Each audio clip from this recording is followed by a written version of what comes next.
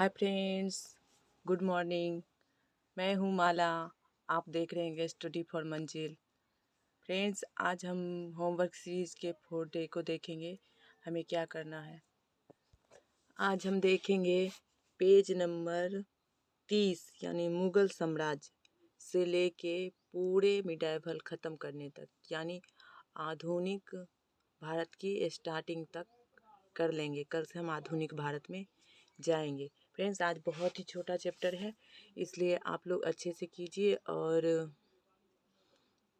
अच्छे से फोकस होके कीजिए। इसमें देखिए फ्रेंड्स, क्या क्या पूछा जाता है। जैसे बाबर उतना इम्पोर्टेंट नहीं है, लेकिन अकबर को बहुत अच्छे से कीजिएगा। अकबर के समय में क्या क्या अच्छी काम की गई है, जैसे साहित्य पर उसने बहुत ज़्यादा जोर दिया था, तो उस टाइम के प्रसिद्ध साहित्यकार, उसके साहित्य, उसकी इम्पोर्टेंस, उसमें अकबर ने क्या क्या योगदान दिया वो कर लीजिएगा। उसने धर्म को समन्वय करने की कोशिश की, इबादत खाना खुलवाया, ये सब सारे चीज़ को डेट बाय डेट करके याद कर लीजिएगा। उसके बाद आइएगा जहांगीर में। जहांगीर ने चित्रकला पर बहुत ज़्यादा जोर दिया था, तो उस टाइम की चित्रकार, प्रसिद्ध चित्रकार जहांगीर की उक्ति, जो जहांगीर ने कहा था, जो कोई अगर आईब्रो अलग बनाए ये करे तो मैं पहचान जाता हूँ, ये सब सारा चीज़ कर लीजिएगा।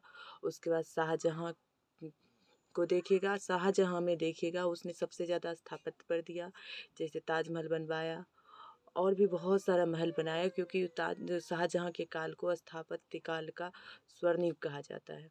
उसके बाद औरंगजेब औरंगजेब तो जानते ही हैं कैसा था, उसकी क्या प्रवृत्ति थी, उसने कौन कौन सा युद्ध लड़ा और उसको साम्राज्य के पतन में क्या योगदान रही, ये कर लीजिएगा। उसके गुरु का क्या नाम था, ये भी आप याद रख लीजिएगा। उसे जिंदा पीर कहा जाता था, ये भी याद कर लीजिएगा। और उसके बाद फिर जो लास्ट 3-4 उत्तर मुग़ल कालीन शासक थे, उनको भी आप देख लीजिएगा। उसके बाद मराठा का उत्कर्ष बहुत बहुत बहुत इम्पोर्टेंट है। जो भी संधियाँ हुई थी मराठा के साथ, वो सारा कर लीजिएगा। जैसे सूरत की संधि, पालखेड़ा की संधि, ये सब सारा संधि देख लीजिएगा। शिवाजी को देख लीजिएगा। उसके बाद शाहजी भोसले वगैरह सबको देख लीजिएगा। वहाँ की प्रशासन की क्या व्यवस्थाएं थी, वो बहुत इम्पोर्टेंट हो जाता है, उसे आप अच्छी तरीके से देख लीजिएगा। फिर मुग़ल शासन व्यवस्था जो था, जो चैप्टर करके दिया हुआ है, उसे आप बहुत ही ज़्यादा अच्छा तरीक़ा से कर लीजिएगा। उसके बाद शेर शाह को बहुत अच्छा से कीजिएगा, क्योंकि शेर शाह का संबंध हमारे बिहार से है। शेर शाह और हुमायूं के बीच जो लड़ाई हुआ था, शेर शाह के काल को द्वितीय अफ़गानी काल भी कहा जाता है, इसलिए शेर शाह को बहुत अच्छे तरीके से देखिएगा। और शेर शाह द्वारा जो भी युद्ध लड़ा गया वो करिएगा। शेर शाह एक बहुत ही इम्पोर्टेंट स्टेटमेंट दिया था, ये मुट्ठी भर बाजरे के खातिर वाला, वो वाला भी आप लोग याद कर लीजिएगा। ये किस टाइम दिया था, उसकी मृत्यु कब हुई थी, उसके बाद कौन शासक बना था, कितने दिन तक शासन व्यवस्थाएं चली थी, ये इस टाइप से सारा कर लीजिएगा। तो आपकी मुग़ल काल आपके मुट्ठी में होंगे, और कोई भी क्वेश्चन करेंगे ना, आयोग पूछेगा तो आप उसको फटाफट जवाब देने के कगार पे होंगे। इस टाइप से कर लीजिएगा।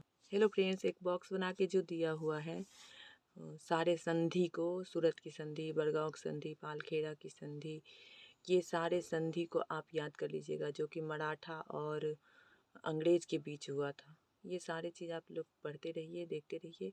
मैं तो क्वेश्चन लेके आऊँगी ही, आप लोग भी कहीं भी क्वेश्चन मिले तो लगाते रहिए। और अगर आपको अच्छा लगे तो मेरे भी, जो मैं बहुत इंपॉर्टेंट क्वेश्चन का सेट पहले डाली थी, कुछ 8-10 सेट हैं, उसे लगाइए। और हाँ, स्कोर शेयर करना मत भूलिए, इससे खुद भी फ़ायदे होंगे, दूसरे को भी फ़ायदे होंगे। Bye bye, thank you.